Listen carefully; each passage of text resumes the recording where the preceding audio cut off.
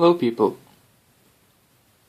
I have been thinking about doing videos for a while now, and I guess that now is as good a time as ever.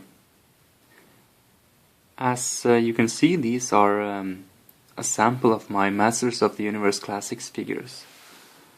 And basically it's the reimagination of not only the vintage Masters of the Universe figures, but also anything connected to that universe.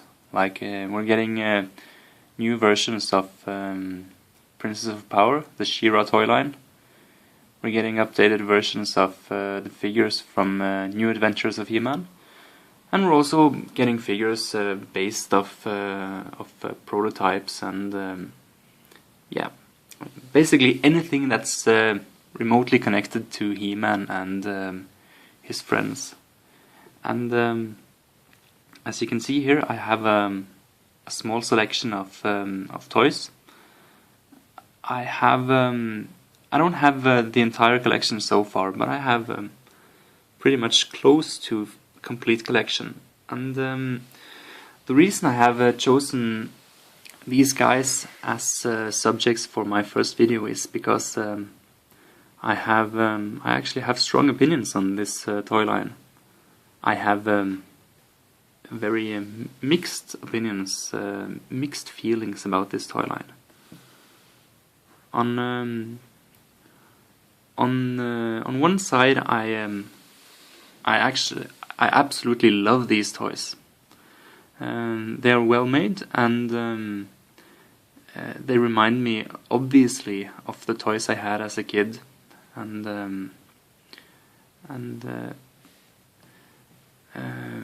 we're also getting a lot of characters we never expected to see in toy form. So that's a big positive thing about the classics line.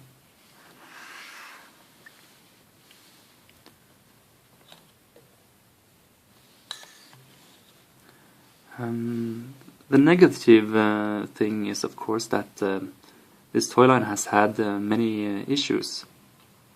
First of all, it's subscription based, and that's not really a big deal, but the way it's being treated is that basically you're buying the toys blindly. You're you're not allowed to know what characters you're getting before you commit to buying. And of course, many of them have had day of sales where you can actually log on to ManiCollector.com, the website of Mattel, and you can log on there and buy these figures when they're actually being sold every month. But there are, of course, the risk of them selling out very fast.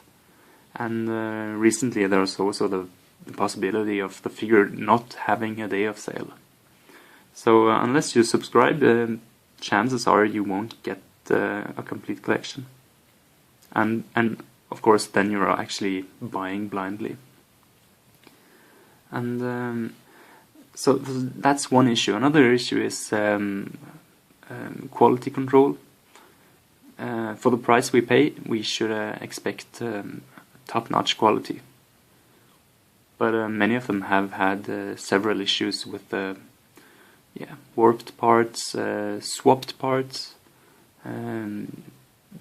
paint issues, and of course the biggest deal is that Mattel and Toy Guru, the brand manager, is treating this line like it's a gift to us collectors. Like we should apologize for actually being able to purchase them. So yeah, I guess I would rather see them not having any communication with the community, rather than having this constant condescending tone and treating the collectors as their like we owe them something. But negative sides this toy line has, but it's still one of my absolute favorite toy lines. Like I said, it reminds me of my childhood collection. I had many of these figures as a kid. The original toy line, the figures were smaller, and yeah, but the design of the figures are still the same. So it reminds me of the toys I had as a kid, and that I sadly ended up selling. Like this guy. This is Scareglow, and yeah, as you can see, he's some sort of spirit, skeleton, and his trick is that he glows in the dark. I can try to show that later. The original Scareglow toy came with a cloth cape. Mattel has chosen not to go with any cloth parts this time around, so this cape is molded in plastic. But it has that translucent thing going on. You can almost see, yeah, you can see through it, at least in the bottom here. So yeah, I had this as a kid, and I really, really like this toy today. He's well made, and he looks awesome. Just look at him. He looks really evil. So this is one of the few classics figures that actually kept his play feature from the vintage toy. Another one that kept his play feature was, of course, Mossman. Back in the day, Mossman came with a pine scent. So he actually smelled fresh pine, and this classics version also has that same pine scent. And I think it fits his character. He's some sort of wood god. And a thing Mattel has done with these new figures is include various new accessories and make additional changes to the figures. Originally, Mossman shared his entire sculpt with Beastman here. Let's see, there's Beastman. And as you can see, they still share hands and body, torso, feet, arms, but not face and not the loincloth. So Mattel has chosen to change the loincloth and include an additional face. That's a great change to the new figure. Additionally, we see some new accessories like this pouch and a small blade that looks like it was carved in stone. Great additions to this figure, making it absolutely one of the best figures. Scareglow, on the other hand, had yeah, back in the day he had he shared the sculpt with Skeletor, the main villain, and as you can see, he still does the same torso, the same feet, and but this time around, Mattel chose to include a new accessory, a small totem with Castle Grayskull, a tiny version of Castle Grayskull sculpted on top. And inside, a tiny key that I guess is supposed to fit inside the keyhole of Castle Grayskull. So yeah, like I said, two of the absolute best toys in the toy line so far. Two that kept their play feature and has additional features that yeah, that deviate from their vintage counterparts. Of course, another reason why I like this toy line is because it reminds me of the toys I had as a kid. It sort of brings me back to the place I was in the 80s, and that's a big part of nostalgia. The whole being brought back just by looking at the toy, just by holding a toy. You're immediately being brought back, and you can remember scents, you can remember feelings, emotions, and I sort of have that when I look at these guys, Battle Cat and Orko, two toys I had as a kid. Of course, these are far superior toys to the vintage ones. Battle Cat, the classics Battle Cat, is probably one of the best toys ever made, and that's saying a lot.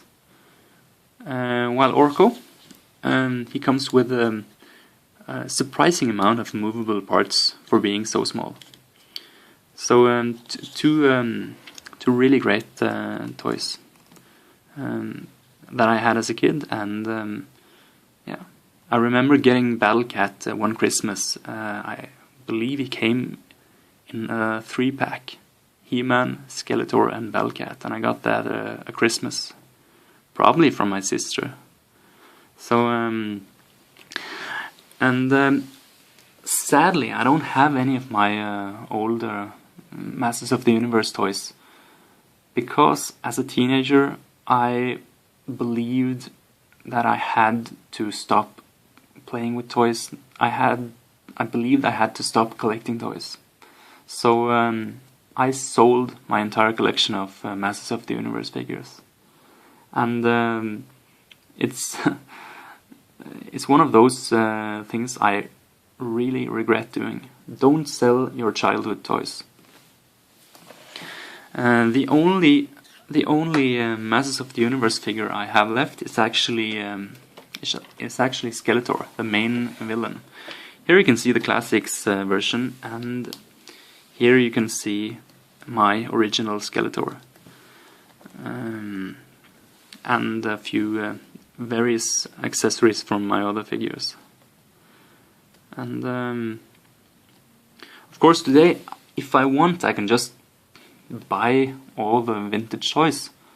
They're not too expensive, and they're fairly available out there, for example on eBay. But it's not the same. It's not my toys. It's not the ones I had. So don't sell your childhood toys, guys. It's something you probably will regret. But again, this is my first video, and it's a look at some of my Masters of the Universe classics figures. And yeah, I'll probably make a few more videos from now on. So feel free to come with the suggestions. What do you want to see? How do you want me to make them? I know many of the toy. I don't feel like making toy reviews. I don't feel like making these whole videos, because they're the way I make them. I feel like if I should make videos, it should be something, well, maybe not new, but something with a twist, something unique. So feel free to come with suggestions to what that could be. I have a plan on opening toys on YouTube, but yeah. Again, this is part of my classics collection, and expect more of these in the future. So yeah. Also, feel free to check out the blog with toy profiles and rants and recipes. And yeah, I'll see you around.